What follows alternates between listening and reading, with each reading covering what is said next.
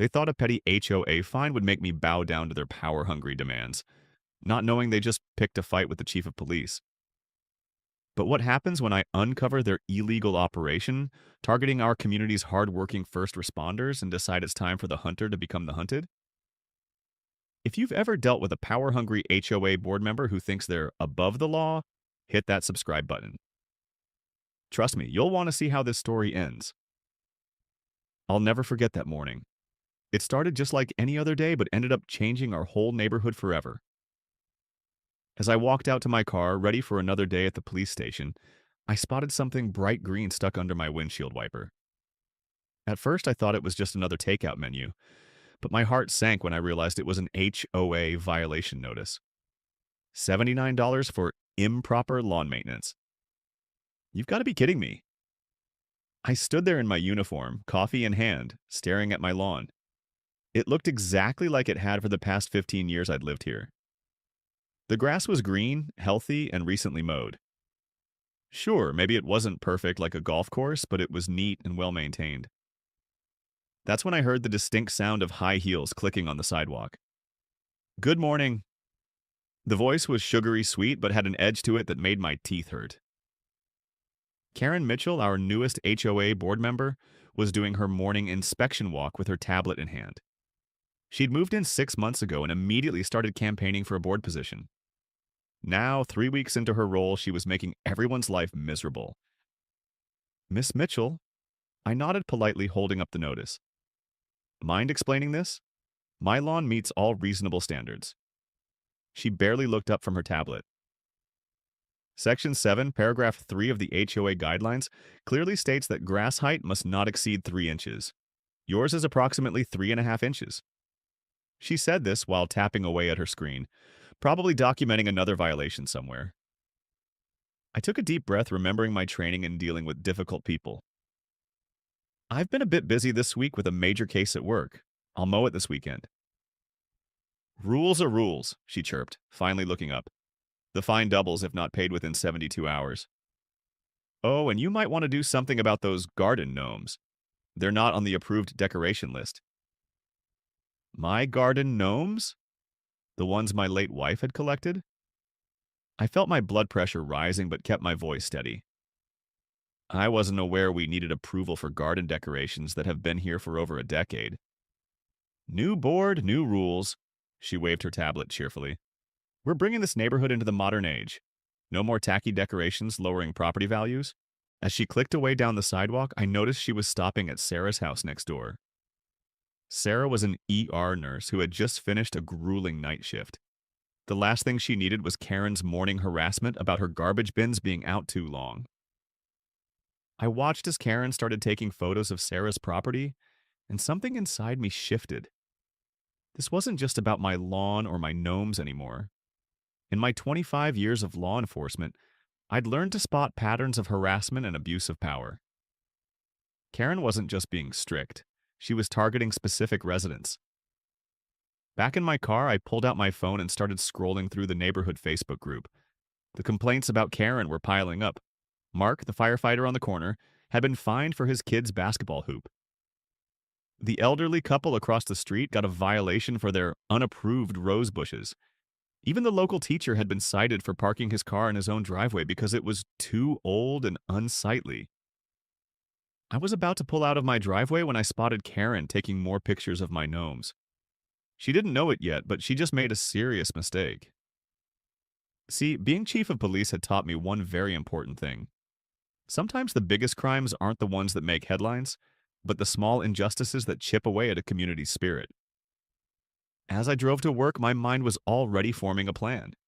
Karen thought she had all the power, but she had no idea who she was really dealing with, or what I would discover when I started digging into her perfect facade.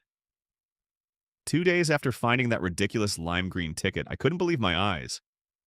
There they were, 2 black SUVs with HOA security plastered on the sides, completely blocking my driveway.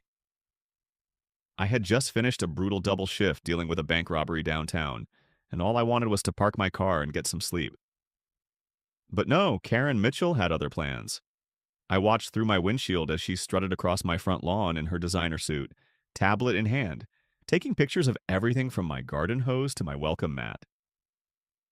Each flash of her camera made my blood pressure rise a little more, but I kept my cool. 20 years on the force taught me that losing your temper never solves anything. "Excuse me," I called out, stepping out of my car. "You're blocking my driveway and I need to get to my garage." Karen spun around, her perfectly styled blonde hair swishing like a shampoo commercial. "Well, if it isn't Mr. Johnson, our neighborhood's most persistent rule breaker." She tapped her tablet screen with her long red nails. "Let's see. Unpaid fine for lawn height violations, unapproved garden gnome placement, and now—" She paused for dramatic effect. "Non-regulation mailbox color." I couldn't help but laugh. Non-regulation mailbox color? The mailbox is white. It's been white for the 15 years I've lived here. According to our new guidelines approved last week, all mailboxes must be painted pristine pearl white from the Anderson Paint Company collection. Your mailbox is clearly classic white, a completely different shade. She smiled like she'd just solved a murder case. I pulled out my phone and started recording. "Karen, I understand you're new to the neighborhood, but these security vehicles are parked illegally. They're blocking access to my property, which is a violation of City Ordinance 20-345. Her smile flickered for just a second. "I have full authority as HOA board member to enforce our community standards. These security officers—" She gestured to two guys in ill-fitting uniforms leaning against their SUVs. "Are here to ensure compliance." That's when I noticed something odd about their badges. They looked almost like real police badges, but not quite.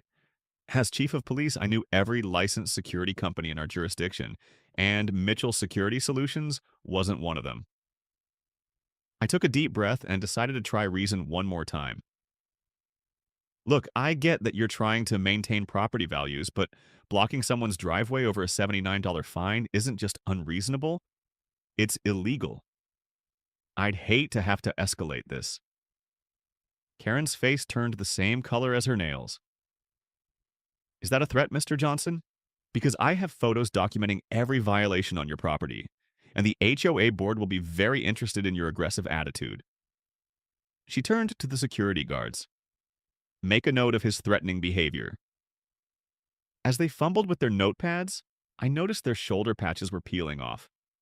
They looked like they'd been printed at a local copy shop. Something wasn't adding up here, and my cop instincts were kicking in hard. I pulled up the city's business license database on my phone, keeping one eye on Karen as she continued photographing my property. 3 taps later, I had what I needed, or rather, what wasn't there.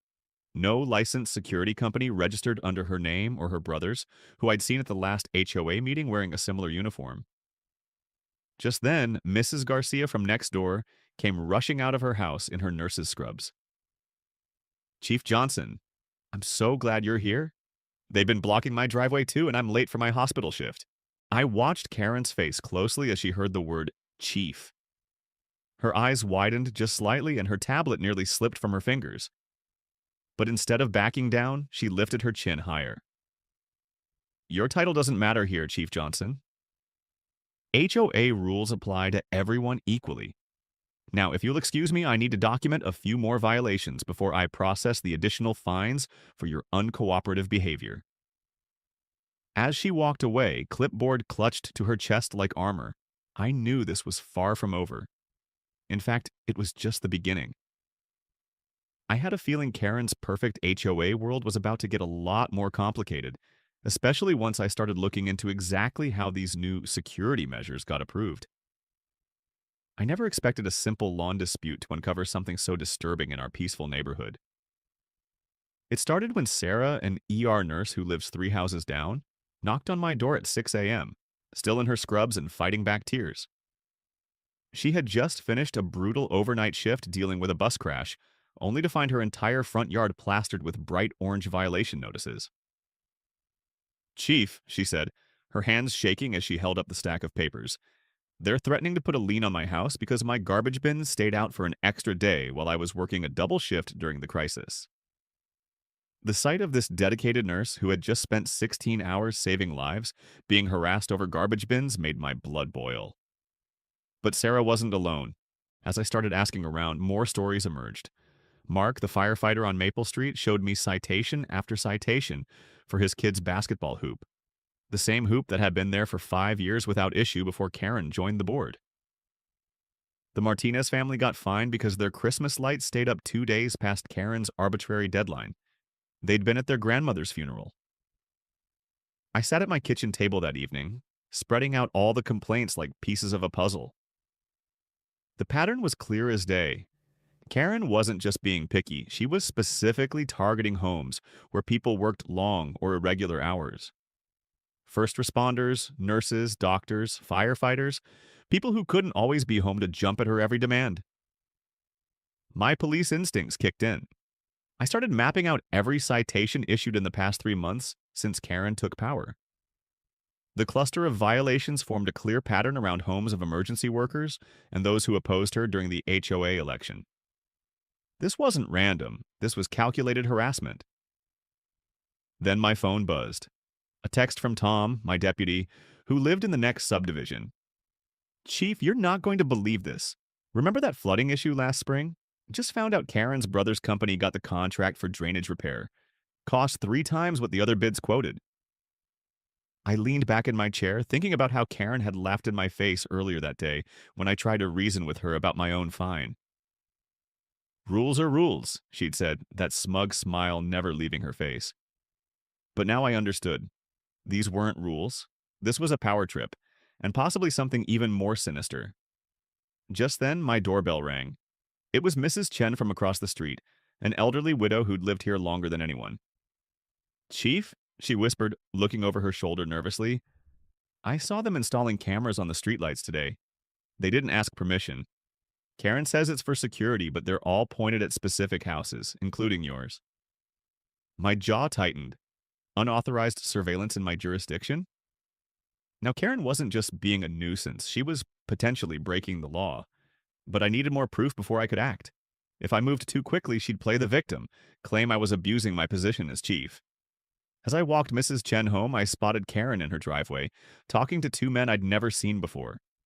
They wore uniforms from her brother's security company, but something about them seemed off. My gut told me there was more to this story, and in 20 years of police work, my gut had rarely been wrong. I closed my eyes, remembering what my mentor used to say. The bigger they are, the harder they fall. Karen had built herself a little kingdom of fear and intimidation, but she'd made one crucial mistake. She'd gotten too confident, too sloppy. She didn't realize that while she was watching us, we were watching her too. The real question now wasn't just about stopping Karen. It was about exposing the whole corrupt system she'd built. As I looked at the growing pile of evidence on my desk, I knew tomorrow would be a very interesting day at the HOA emergency meeting, especially when they discovered who had just been quietly appointed to the county's Housing Authority Oversight Committee. I couldn't sleep that night, thinking about how Karen had been treating everyone in our neighborhood. Something didn't feel right about the whole situation. While drinking my morning coffee, I remembered an important lesson from my early days as a rookie cop. Follow the money. The security company blocking my driveway had seemed oddly eager to do Karen's bidding, and their uniforms looked suspiciously new. At work, I asked Jenny from our records department to run a basic business check on the security company, Elite Neighborhood Watch Services. Within minutes, my suspicions grew stronger. The company had only been registered 3 months ago, right after Karen joined the HOA board. The owner's last name matched Karen's maiden name, and the business address led to a P.O. box instead of a real office. I drove by Sarah's house on my lunch break. She was just getting home from her hospital shift looking exhausted. "Chief," she called out when she saw me. "They left another notice this morning. I can't keep paying these fines on a nurse's salary." She showed me a stack of violation notices, all signed by Karen, all citing obscure HOA rules that seemed to target working people specifically. Back at the station, I dug deeper into public records. Karen's brother, Tom Mitchell, had a history of failed security companies in 3 different states. Each time, complaints had been filed about aggressive tactics and unauthorized vehicle blocking, but they'd always disappeared before any real investigation could start. My next stop was the county clerk's office. The friendly clerk, Mrs. Rodriguez, Help me pull HOA registration documents from the last 6 months. Flipping through the pages, I found exactly what I needed. Karen had never disclosed her family connection to the security company when bidding for the HOA contract. That was a clear violation of the HOA's own conflict of interest rules. But the real gold mine came when I checked Karen's home business registration. She'd been running a daycare center from her garage, caring for 6 kids at a time. The HOA rules strictly prohibited commercial activities, the very same rules she'd been using to fine other neighbors for having home offices. Even better, she didn't have proper childcare licensing from the state. My phone buzzed with a text from Mark, the firefighter. "Chief, you need to see this." He sent me photos of Karen's security company cars parked in fire lanes around the neighborhood. As a firefighter, he knew exactly how dangerous this was. "We couldn't get a truck through there if we needed to," his message read. I spent the rest of the afternoon building my case. Property maps showed Karen had extended her back fence 2 feet beyond her property line. Security camera footage from my cruiser proved her company had blocked emergency vehicle access multiple times. The HOA's financial records revealed she'd been pushing the board to increase fines while directing all security contracts to her brother's company. The evidence was mounting, but I had to be smart about how I used it. Karen had friends on the city council, and I needed to make sure everything was completely legal and properly documented. I made copies of every document and stored them in both digital and physical formats. Years of police work had taught me to always have backups. Just as I was finishing up, Officer Rodriguez rushed into my office. "Chief, you won't believe this. That security company tried to boot Dr. Thompson's car at the emergency room entrance. He was rushing in for a critical surgery." My blood boiled, but I kept my cool. This was the final piece I needed. I sat back in my chair looking at the wall of evidence I'd gathered. Karen had no idea what was coming. In her rush to build her little kingdom of power, she'd left a trail of violations that would shock even her supporters on the HOA board. The real question now was timing. When and how to present this information for maximum impact. A text message lit up my phone screen. It was from one of my sergeants. "Karen just submitted a proposal for expanded security measures. Emergency HOA meeting called for tomorrow night." I smiled, knowing the perfect moment had just presented itself. Sometimes the best investigations are the ones where you let your target walk right into the trap they've set for others. Don't forget to hit that like button and subscribe if you want to see more stories about justice being served. The best part is coming up next. Walking into that HOA meeting, my heart was pounding, but I kept my face calm. Karen stood at the front of the room in her designer suit, waving around a stack of papers about her new community safety program. I watched as she talked about hiring more security guards and adding cameras on every street. The whole room seemed tired of her rules, but everyone was too scared to speak up. I waited until she finished her speech about protecting our property values. Then, just as she asked for votes, I raised my hand. The familiar weight of my badge in my pocket gave me strength. "Before we vote," I said, standing up slowly, "I think there's something everyone needs to know." Karen's eyes narrowed, not recognizing me out of uniform. "I'm Chief Anderson, and I've been investigating some concerning issues." I pulled out my own stack of papers, property records, business licenses, and photos. The projector clicked on, showing Karen's illegal home business setup clear as day. "These pictures show an unlicensed daycare operation running out of your house, Mrs. Mitchell. That's against both HOA rules and state regulations." Karen's face turned red. "How dare you? This is private property." "Public records aren't private," I replied calmly, changing to the next slide. "Neither is this business registration showing your brother owns Safe Shield Security, the same company now patrolling our streets without proper licensing." The room erupted in whispers. I continued. "While you've been fining Sarah Thompson, our local ER nurse, for leaving her trash bins out an extra hour after her night shifts, you've been running an illegal business. While you cited Mark Rodriguez's kids for their basketball hoop, your security company has been operating without permits." Mrs. Chen from down the street stood up. "She fined me $200 for my Chinese New Year decorations." Others joined in, sharing their stories of Karen's targeted harassment. Karen tried to grab her papers and storm out, but the HOA president, Mr. Jenkins, blocked the door. Not so fast, Karen. We need to discuss this. I shared evidence of every unfair fine, every made-up rule, and every double standard. The room got louder with each revelation. Parents who'd been fined for their kids' chalk drawings spoke up. Senior citizens shared how they'd been harassed about their garden gnomes and bird baths. And here's the biggest problem, I said, showing the final slide. The security company has been writing tickets and blocking driveways without any legal authority to do so. That's impersonating law enforcement, a serious offense. Karen's perfect mask finally cracked. You can't prove anything. I was making this neighborhood better. These people need rules. Rules apply to everyone, I replied, including you. The room burst into applause. Mr. Jenkins called for an emergency vote, and hands shot up across the room. Karen wasn't just removed from the board, she was banned from ever serving again. As she finally pushed past everyone to leave, she turned back with tears of rage in her eyes. "This isn't over," she shouted.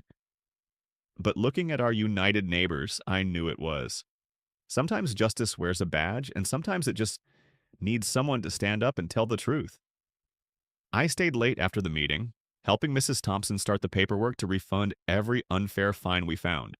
Over $115,000 worth of citations, each one more ridiculous than the last. As we worked, neighbors kept dropping by with coffee, snacks, and stories of relief. The next morning, I drove to work past Karen's house. A moving truck was already in her driveway. Her brother's security vehicles were gone too, replaced by legitimate patrol cars making sure the moving company had proper permits. Word spread quickly through the neighborhood. People started coming out again. Kids played in their yards without fear of citations, and Mrs. Thompson organized a community barbecue to celebrate the return of common sense. But the best moment came a week later.